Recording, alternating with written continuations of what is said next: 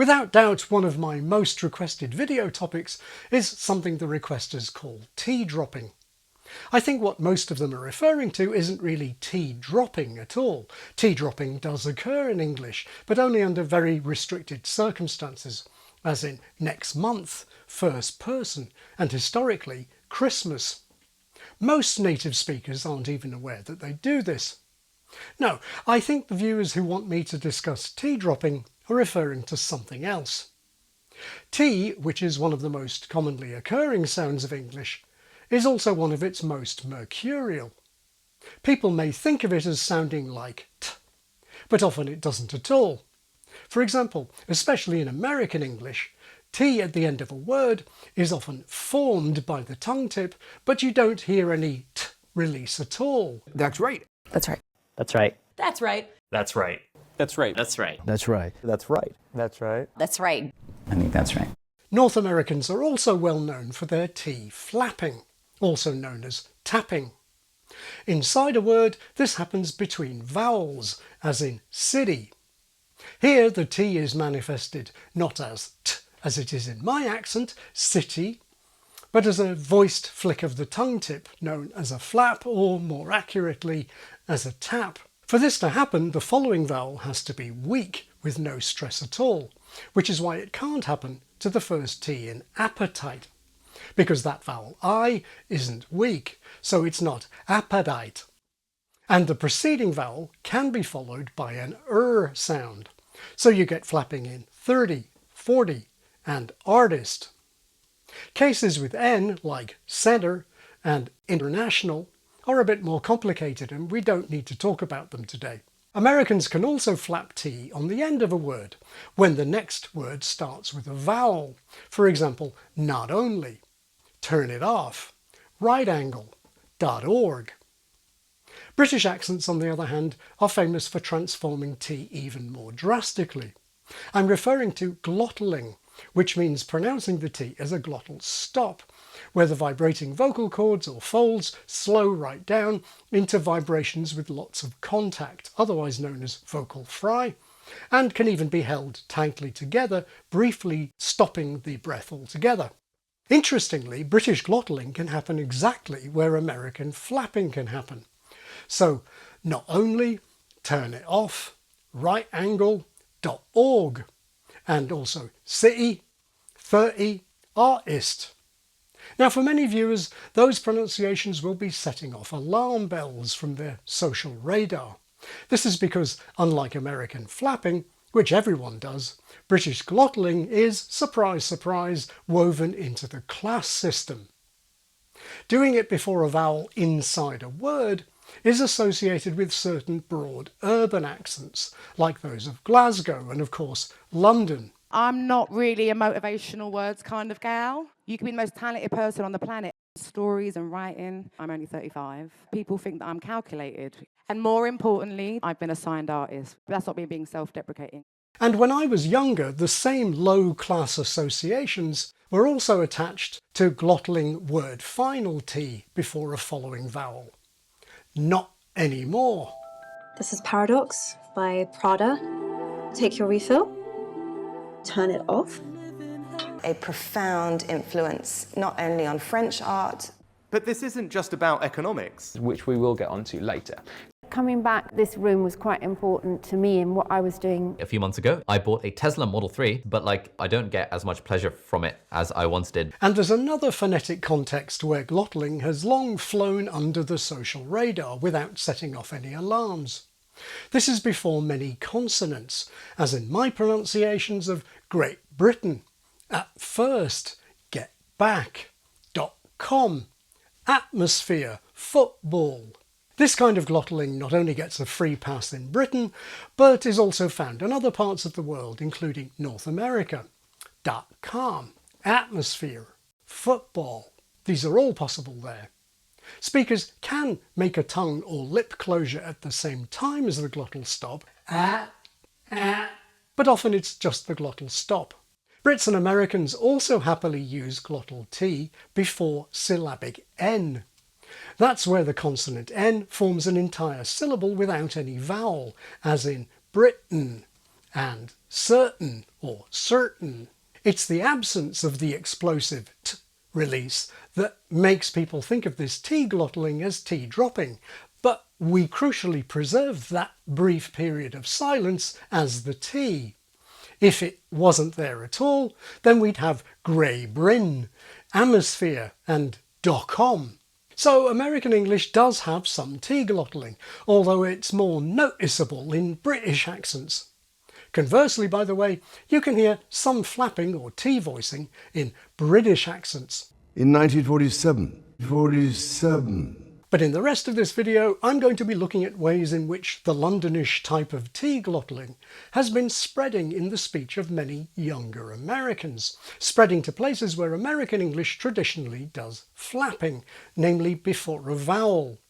In fact, I'm going to be looking at two strategies by which American flaps are being displaced by these un-American pre-vowel glottal stops. Now, what's curious is that these two strategies are totally different.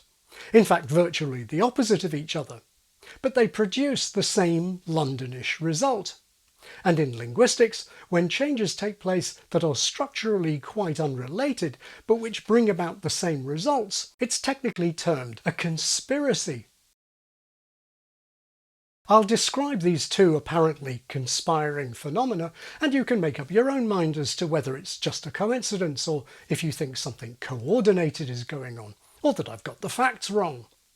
In general usage, the term conspiracy refers to actions coordinated to violate the status quo in some way. For example, in a slightly bigger American conspiracy story, the former president has been charged with actually conspiring with unnamed co-conspirators to defraud the United States through actions including the January 6th Capitol attack. Whether you believe various events were part of some grander design hinges on the evidence that's presented and how it's presented. And with no expertise in this area, for the past year I've been relying on the sponsor of this video, Ground News. Ground News is a website and app that gathers thousands of news stories from around the world and classifies them according to their political leanings, so you can build a fuller picture. For each story, you can see the number of sources, factuality and ownership, and quickly compare headlines, like these in the ongoing Trump conspiracy story. This left-leaning source refers to the prosecution's wide range of evidence and to Donald Trump's history of false claims. But this right-leaning source assesses the evidence as seeking to create only a dubious link between Trump and the Capitol violence. One thing I especially like in the Vantage plan is the blind spot feature, showing stories drastically underreported by the left or the right. When I research my videos, I seek out above all sources that take the opposite view from mine. In an age where some commenters criticise my channel for too many clips of Democrats, That's right, and another got so mad at my including a Steve Bannon clip that he unsubscribed, I think Ground News is one way to stay sane. Their holiday sale gives 40% off the Vantage plan. Just use the link in the description, ground.news/Dr. Jeff Lindsay. So the T-glottaling conspiracy that I'm alleging is about glottal stops increasingly turning up in American speech before vowels.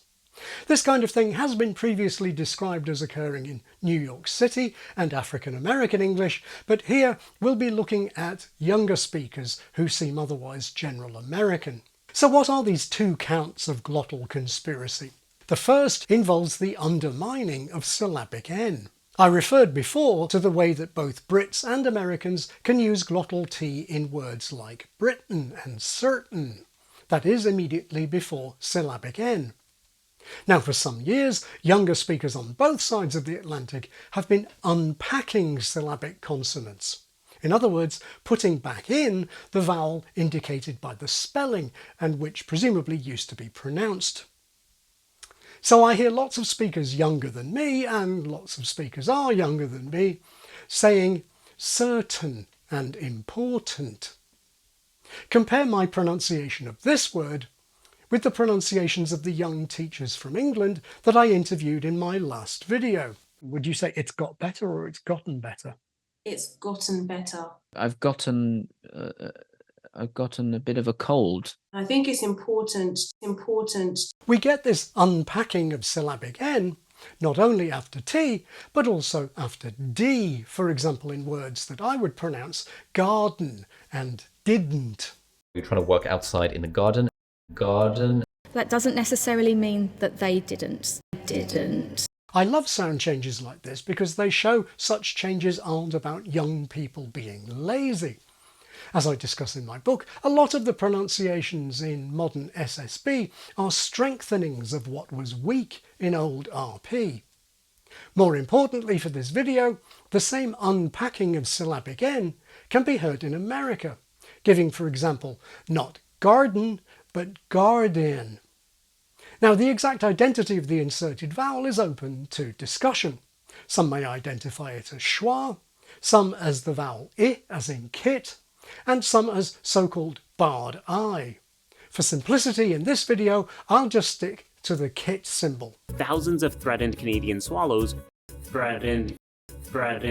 A huge fortune hidden in a cave. Hidden. Like, I definitely couldn't have started earlier. Couldn't. We couldn't have guessed. Couldn't. I'm Jordan Peterson. I'm Jordan. Jordan. In one of those clips, we heard the speaker unpack the syllabic nasal in threatened, so it became threatened with a flapped T. But here's the fun part. When younger Americans unpack syllabic N after T, they can keep the T in its glottal form, threatened. And hey presto, we have glottal T before a vowel. With certain rhythmic emphasis. Certain. Whether it's curtains reacting to a rush of air, curtains. Certain. Curtains. And street lights brighten our night sky. Brighten.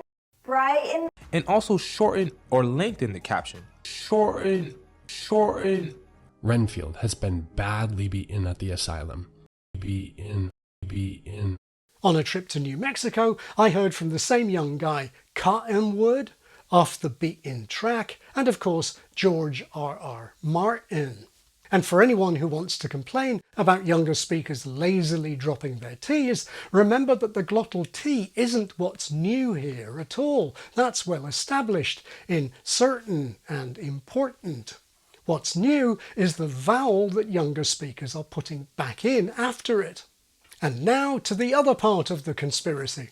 As I described in detail in another video, for some time younger speakers of English, especially but not exclusively Americans, seem to have been using more hard attack in their speech. This means using a glottal stop to attack a word initial vowel. My content has a lot of elements edited into the video. I think it's extremely eye-opening and interesting. It's a basic property of German, which is why heavily German accented English can produce utterances like, I always arrive early in the afternoon. I have very little hard attack in my speech, so I would say, I always arrive early in the afternoon. Now notice that hard attack prevents, or as we say in phonology, blocks regular American flapping. Think back to those examples like right angle, not only, turn it off, .org. If the second word in each case is pronounced with hard attack on its initial vowel, we can't get a regular flap. Right angle, not only, turn it off, .org. So it's inevitably the case that the more a speaker uses hard attack, the less flapping they use. Take our rapping YouTuber. He uses quite a lot of hard attack. Where I will describe some of the songs on my album to understand and implement. 3 tutorial episodes already. And here he uses hard attack after a final T. Made it possible for me to finally get a teleprompter. If we look closely, we can see that on the end of the word get, his tongue makes the T closure. We could say that this is a kind of tap, but it's practically inaudible, and this isn't the classic American flapping that would give get a teleprompter. The hard attack on the indefinite article has blocked flapping. Now here's the thing. Given that that tongue gesture is practically inaudible before hard attack and so communicatively more or less pointless, it's hardly surprising that he often doesn't bother to make it at all. Which will revolutionize the way that I make these videos. So now look what's happened. That glottal stop, which in Get a Teleprompter was hard attack following a final T, is now essentially functioning as the T, just like in broad London speech. People think that I'm calculated, and that I believe that less is more. Here's another speaker who uses quite a bit of hard attack. They take a few outer islands. Living here would be too isolated. Waltz into these islands in this alternate timeline, and they were able to establish such an empire in Polynesian islands. And sometimes his glottal stops seem to be hard attack and or the final T on the preceding word. When Columbus made contact with the natives, they were not immune to old world diseases. Not immune. In fact, we can hear this same speaker varying between traditional flapping and the new hard attack / glottal T. Not immune, not immune, not immune, not immune, not immune, not immune. And I think these things often go together, using a lot of hard attack and having these glottal stops that might be seen as hard attack but are also, or instead, functioning as a final T. My content has a lot of elements edited into the video. Rent out a fancy studio space. I think it's extremely eye-opening and interesting, and I think that it was extremely that the human eye would usually pick up on, or your shutter angles can be 180. So in order to get a true 24 frames per second, Whether it's curtains reacting to a rush of air that goes beyond realism to create a heightened reality. And also, after your captions are added in, they'll appear over the audio of your video as they're entered. You can zoom in and out on the captions timeline here. Deliver us from evil and lead us not into temptation, not into. By the way, remember that the TD distinction can be lost through American flapping. So for example, ladder can mean both latter and ladder. And a young American did once tell me he was proud of something or other. So let's sum up the case. Glottal T's before vowels are absolutely not part of the classic description of General American, but now they're cropping up in two completely different ways. In count 1, an American glottal T that was safely tucked up before a syllabic N, certain, finds itself before an inserted or reinserted vowel, certain. In count 2, the hard attack on a vowel at the start of a word, like angle, blocks the flapping of a preceding final T, as in right, and can find itself functioning as the final T, right angle. In one case, a glottal T is suddenly before a vowel. In the other case, hard attack on a vowel is suddenly a T. Pre-vowel glottal stops by two entirely different paths. So what do you think is going on here? Are the two kinds of glottal T's a conspiracy or a coincidence?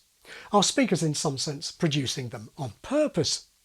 Linguists tend to see linguistic form as massively arbitrary. Things just emerge, like fashions. But non-linguists often blame speakers for their linguistic behaviour, as if it's premeditated, whether saying strong or axe, or lingerie or drawing, or using hard attack or vocal fry. You choose to talk like this. It's an affectation that annoying teenagers and rich people use to sound like they don't give a shit. Now, in my video on hard attack, I mentioned how much easier it is to find in the speech of young American women, who are often in the vanguard of new speech developments like uptalk and vocal fry.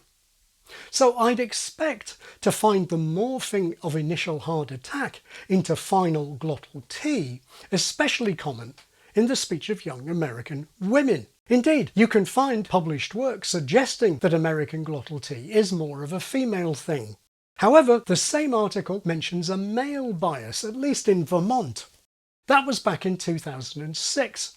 And I have to say that over the past decade, American glottal T is something that I personally have noticed more in male speech.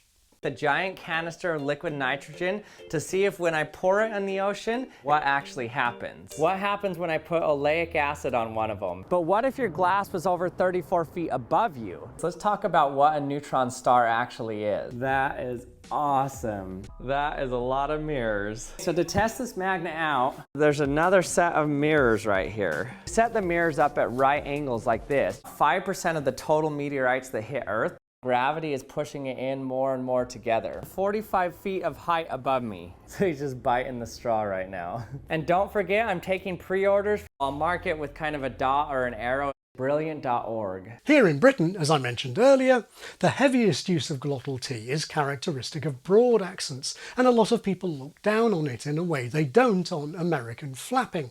Anyone in North America can flap the T in city, but you won't hear many British newsreaders using glottal T in city. My guess is that the non-standard associations of glottal T extend to one degree or another beyond the UK. As I said, it's been previously noted in New York City and African American speech. The fact that Americans widely describe it as T dropping is itself a probable indicator of disapproval, even though it isn't actually dropping, and when T is dropped, as in last Christmas, nobody gives a flying reindeer. Now, sociolinguists make a distinction between overt prestige, the usual kind, and covert prestige, to refer to the appeal that non-standard forms can have to some speakers. And it's a truth universally acknowledged, well, more or less, that females tend on average to be relatively aspirational, and males tend on average to be relatively into street cred. So could this be the basis of the conspiracy? Do glottal Ts have street cred for American guys? Do they sound so cool that speakers will use multiple strategies to produce them? Is it a plot to overthrow the American flap and make Americans sound more like Adele? Or have I just got the facts wrong? James Orgill, the guy from Action Lab, is the speaker I associate with glottal T more than anyone else, but he's not actually a heavy user of hard attack. Or maybe you don't think it's that much of a guy thing anyway. I'd love it if you could help me learn more about T-glottaling in North America. I've made a post in my blog, and it would be especially helpful if you could post there links to any nice examples you hear, preferably with timings. And in particular, I'm curious about where it happens inside words, especially the preceding sound. It's common after R, as in certain, but I don't often hear examples like cut-in and biting, or cases from D, like proud of. And do you ever hear American city? To end, I'd like to plead guilty to one completely wrong prediction that I made in my blog over 10 years ago. Discussing the increase in hard attack, I tentatively suggested that if this continued, then T-glottaling might start to recede. My rationale was that the two phenomena potentially create ambiguity. He found that ants communicate through mostly smell. Is this the definite article followed by hard attack? He found that ants communicate. Or the conjunction that ending in a glottal T? He found that ants communicate. Well, in this case, I'm fairly sure he means that, because he typically uses a different vowel in the definite article, the ants. But in my kind of accent, an ambiguity could certainly arise. I know that others disagree. Clearly, however, I was way off. Potential ambiguity has done nothing to prevent the spread in America of both hard attack and glottal T.